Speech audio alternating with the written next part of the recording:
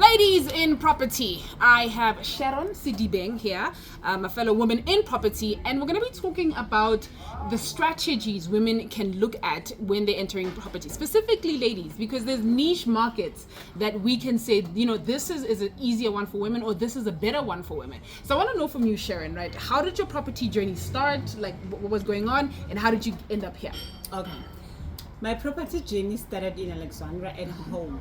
Yeah. My dad had rental rooms at the back of the house, so As that's with when I most of us. started. Yes. Yep. So from me loving the whole property, you know, I started there by training myself. Little did I know that today I'll be running properties. Yes.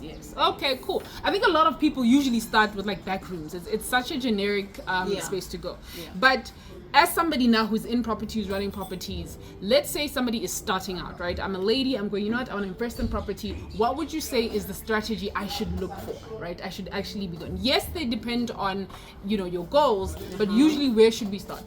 Okay, so there are different numbers of strategies. Yes. But for a woman, I'm thinking you can start with back to back. Ooh, yes. Because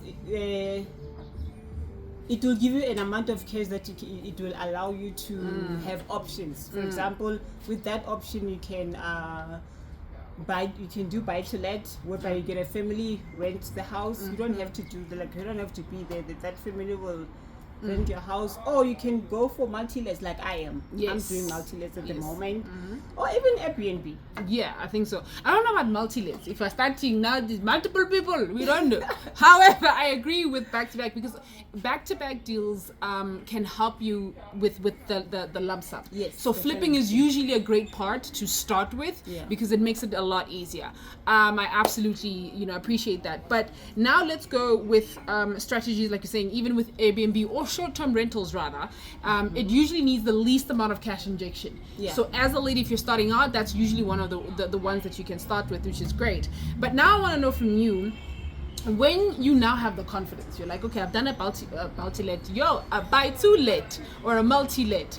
How do you scale, right? Like what strategies would you say, okay, these ones also are pretty awesome? Back to back. I just love them because it gives you options. Options. It gives you a lot of options.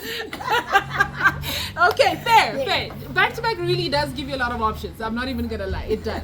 Okay, so for you, even when you're trying to scale, go to back to backs, and then get the lump sums, and then literally just grow a portfolio. Okay, I appreciate. So as we wrap up, what I want to know from you is, what advice would you give in terms of the ladies out there who want to start their property journey, or they want to scale? Maybe they have one or two in mind. Hey, they're struggling in terms of growing. What would you say to them? Okay, I would advise them to get education, because doing something without education, it's really a waste of time, because you'll do so many mistakes, because what you don't know, you don't know. So I would suggest that the ladies get into professional properties, run a business, not run just a side hustle. Yeah, just a side business. hustle. Yes, the business. And then also, there's network. We have people that are helping us. Like this business, you can't do it alone. Absolutely. Like you need your sisters, you need your power team. You just need everyone. Absolutely. Okay,